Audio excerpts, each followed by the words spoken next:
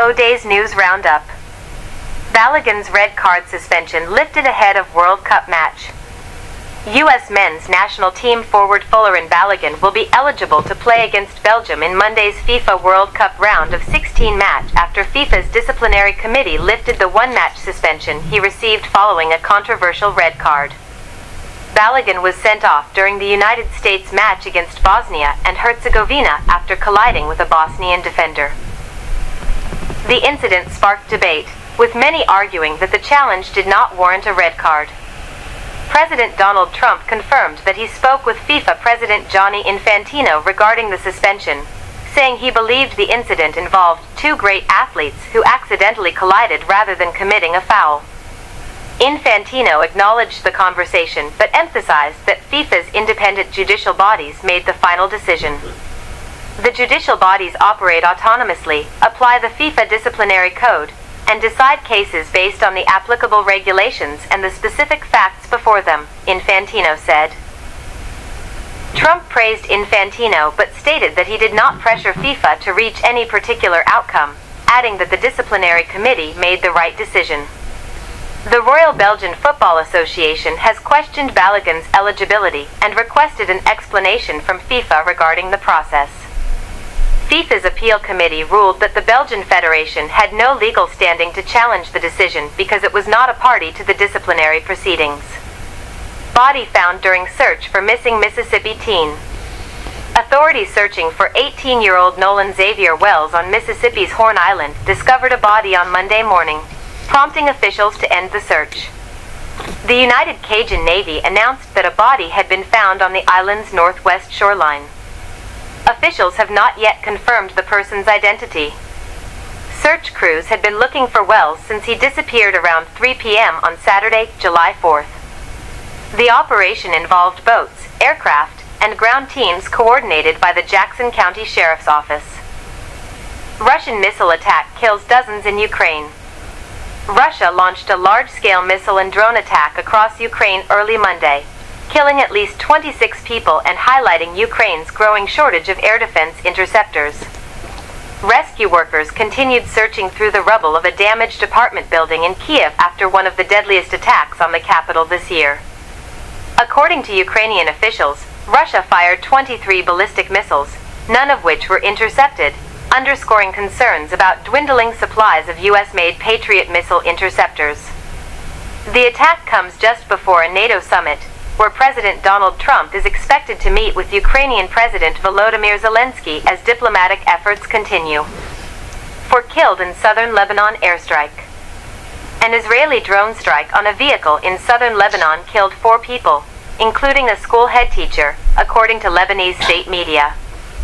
The Israeli military said the vehicle had entered a security zone and was identified as posing a threat to Israeli forces, prompting what it described as a precise strike.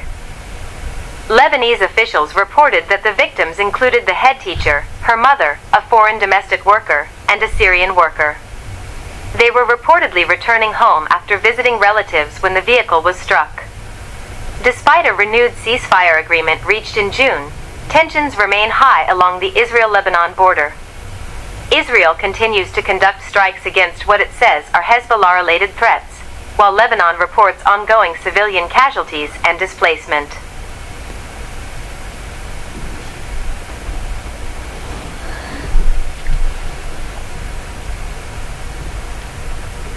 Thank God they killed that evil teacher there who's going to destroy Israel single-handedly.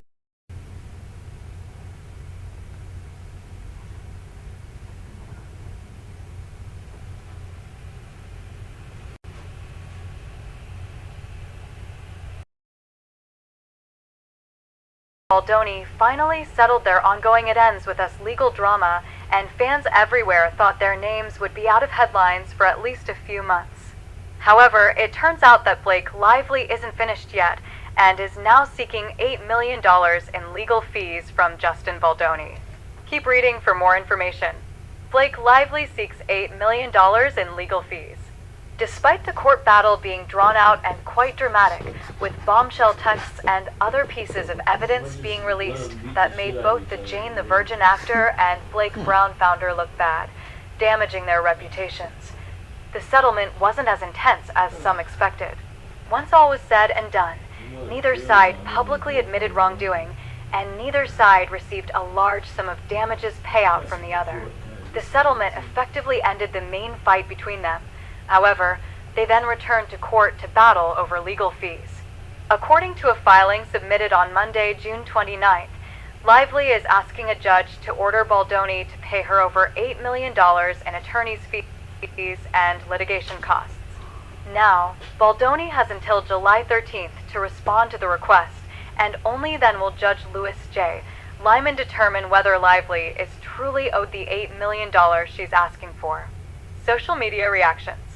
Across social media platforms, users called out Lively for seemingly not being able to let this lawsuit go, despite settling weeks ago. "Give it a rest, Blake," one user wrote on Instagram. "This is so tiring," agreed another. "Losing your fan base," Blake pointed out another. "Let it go." "Ma'am, please sit down," agreed the next. "Enough is enough. Blake, for the love of God, stop embarrassing yourself," wrote another user. "You're losing fans by the second." "Blake, we're done with you," added one person. "Please quietly go away." "I thought this was over," a final fan wrote. "Just leave it, Blake."